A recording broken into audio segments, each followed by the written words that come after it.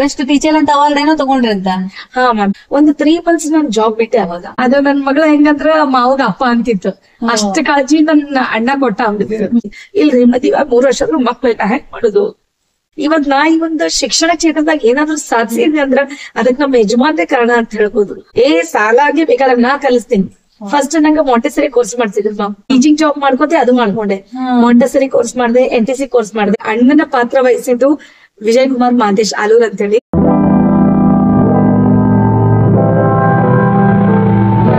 ಅಲ್ಲ ಲಾಯರ್ ಆಗಿಲ್ಲ ಅಂತ ಪರವಾಗಿಲ್ಲ, ಬೆಸ್ಟ್ ಟೀಚರ್ ಅಂತ ಅವಾರ್ಡ್ ಏನೋ ತಗೊಂಡ್ರಿ ಅಂತ.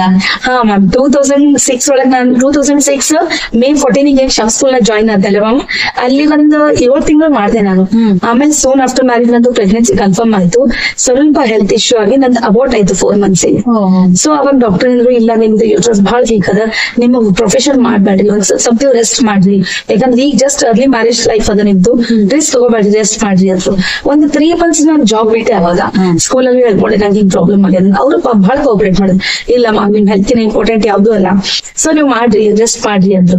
ಒಂದ್ 3 ತಿಂಗಳು ರಜಾ ಹಾಕಿದೆ. ಆಮೇಲೆ ನಮ್ಮ ಮನೆಗೆ ಒಬ್ಬರು ಮೇಡಮ್ ಓಡಾಡ್ತಿದ್ರು.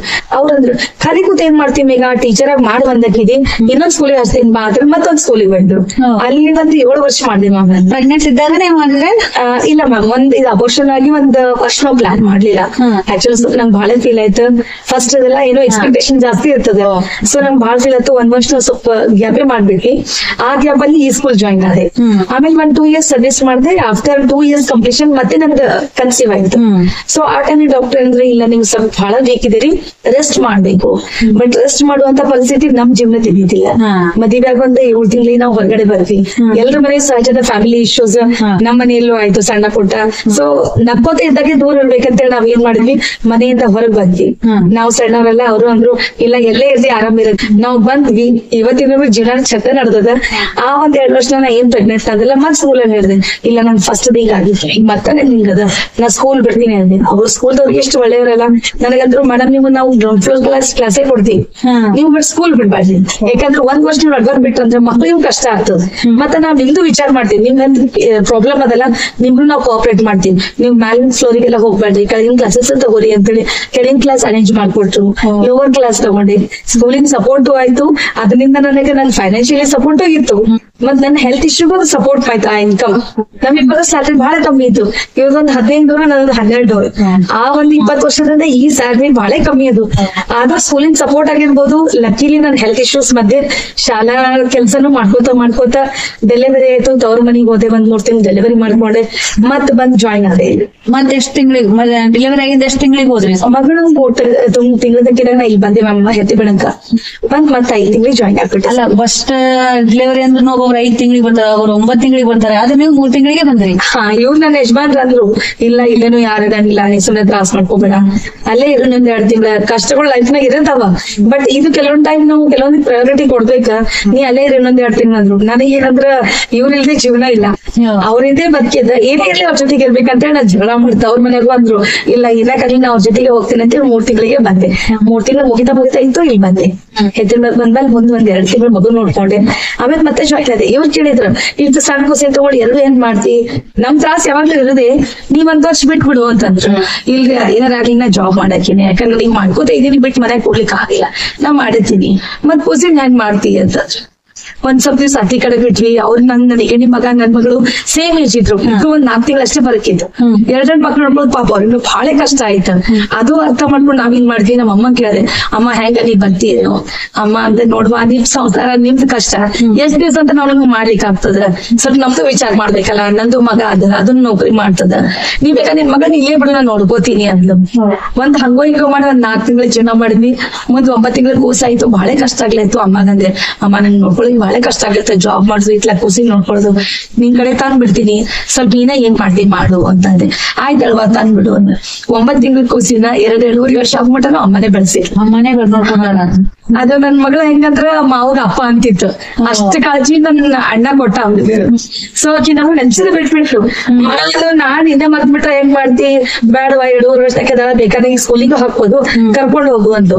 2 ವರ್ಷ ಆದ್ ಮರಿವೆ ಅಷ್ಟಾದ್ಮೇಲೆ ಅದನ್ನ ಕರ್ಕೊಂಡ್ ಬಂದಿರಿ ಮ್ಯಾಮ್. ಇಲ್ಲಿ ಕರ್ಕೊಂಡ್ ನಾ ಪಾಸ್ ಮಾಡೋ ಶಾಲೆಯೊಳಗೆ ಆಕೆ ಅಡ್ಮಿಷನ್ ಮಾಡ್ಸಿದೆ. ಆಮೇಲೆ ಅಲ್ಲಿ ಬೇಬಿ ಸಿಟ್ಟಿಂಗ್ ಇತ್ತು, ಬೇಬಿ ಸಿಟ್ ಟೈಮ್ ಬಿಡ್ತಿದೆ.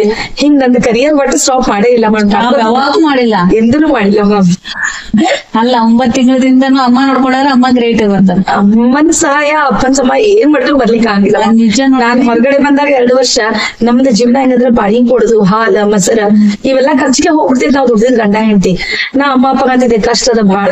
ನಮ್ಮ ಅಪ್ಪ ಅಮ್ಮ ಹೆಂಗಂದ್ರೆ ನಾ ಹೇಳೋಕಿನ ಮುಂಚೆ ತಿಂಗಳ ಸಂಧಿ ಸಹಿತ ತಂದ ಹಾಕ್ತಿದ್ರು ನನ್ ಮಗಳಿಗೆ ತ್ರಾಸ ಮಾಡೋದಂತೆ. ಬಾಳ ಅಂದ್ರೆ ಬಾಳ ಸಪೋರ್ಟ್ ಮಾಡಂತ ತಂದೆ ತಾಯಿ ಸಪೋರ್ಟ್ ಮಾಡ್ಯಾರವ. ಆಮೇಲೆ ನಿಮ್ಗೆ ಯಜಮಾನ್ರ ನಿಮ್ಗೆ ಸಪೋರ್ಟ್ ಬಾಳ ಇದಾರೆ. ಅವ್ರು ಸಪೋರ್ಟ್ ಮಾಡಿ ನಾ ಒಂದ್ ಏನಾರ ಈ ಸೊಸೈಟಿ ಒಳಗ ಒಂದ್ ರೆಸ್ಪೆಕ್ಟಬಲ್ ಜಾಬ್ ಮಾಡ್ಲಿತ್ತೀನಿ ಅಂದ್ರೆ ಅದಕ್ಕೆ ಅವರೇ ಕಾರಣ ಆಗ್ತಾ ಇರೋದು. ಬಹಳ ಸೈಲೆಂಟ್ ಅಲ್ಲ, ಸಮಾಧಾನದ ಮೂರ್ತಿ ಆದ್ರೂ ಕಡಿಮೆ ಮಾಡೋದು. ಸಿಟ್ಟು ನಂತ ಬಾಳದ ಆ ಸಿಟ್ಟೆಲ್ಲ ಕಲ್ಸ್ಬಿಟ್ಟೇ ಅವ್ರಿಗೆ ಕೊಟ್ಟಿದ್ದಾನೆ. ಮದ್ವೆ ಆಗ್ಬಂತ ಇಷ್ಟೆಲ್ಲಾ ತ್ರಾಸ ಒಳಗು ನಾ ಒಂದ್ಸಲಿ ಬಹಳ ತ್ರಾಸ ಮಾಡ್ಕೊತಿದ್ದೆ. ನಂಗೆ ಆಗ್ಬಂತ ನನ್ಗೆ ಈಗಾಗಿಲ್ಲ.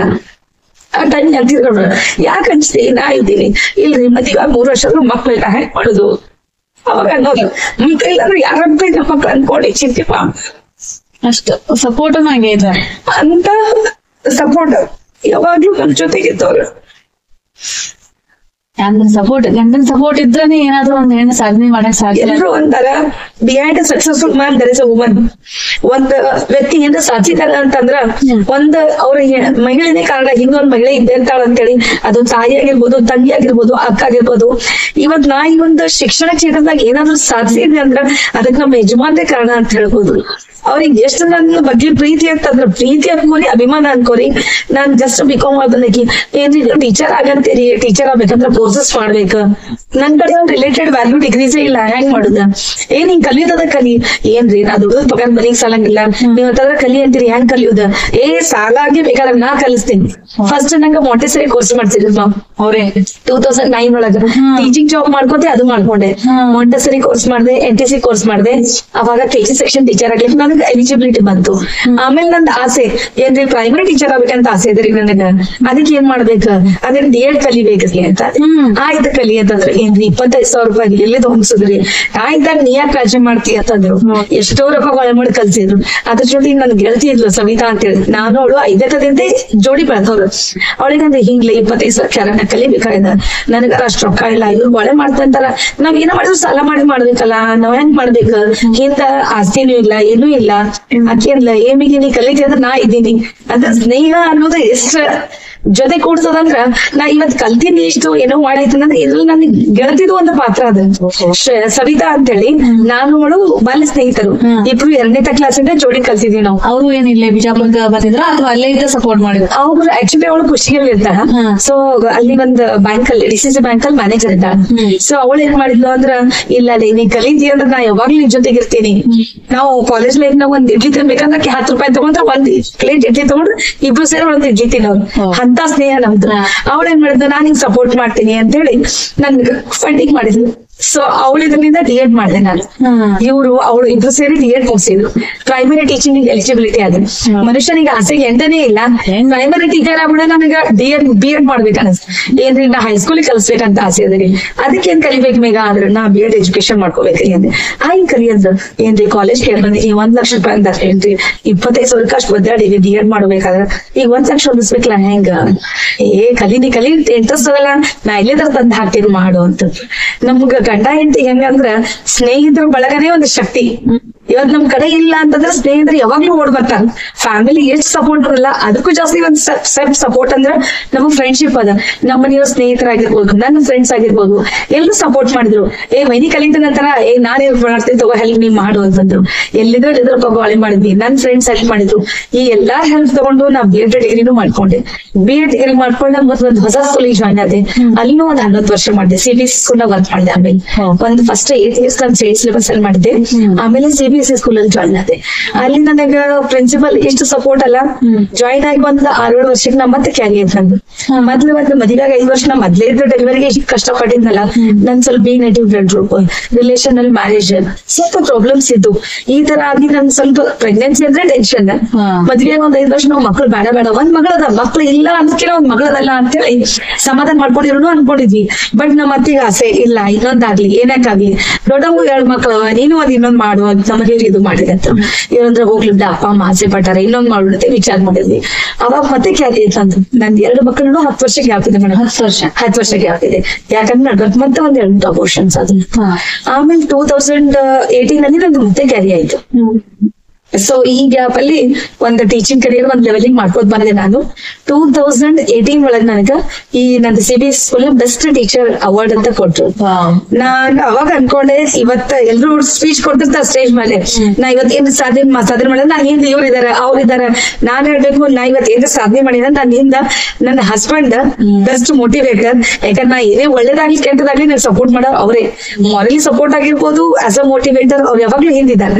ಅದ್ರ ಜೊತೆಗೆ ನನ್ನ ಫ್ರೆಂಡ್ಸ್ ಬಹಳ ಅಂದ್ರೆ ಬಹಳ ಹೆಲ್ಪ್ ಮಾಡಿದ್ರು. ಅದು ಸವಿತಾ ಆಗಿರ್ಬೋದು, ರೇಣುಕಾ ಅಂತ ಇನ್ನೊಬ್ರು ಫ್ರೆಂಡ್ ಇದಾರೆ, ಅವರು ನನ್ನ ಪ್ರೊಫೆಷನ್ ಇದಾರೆ.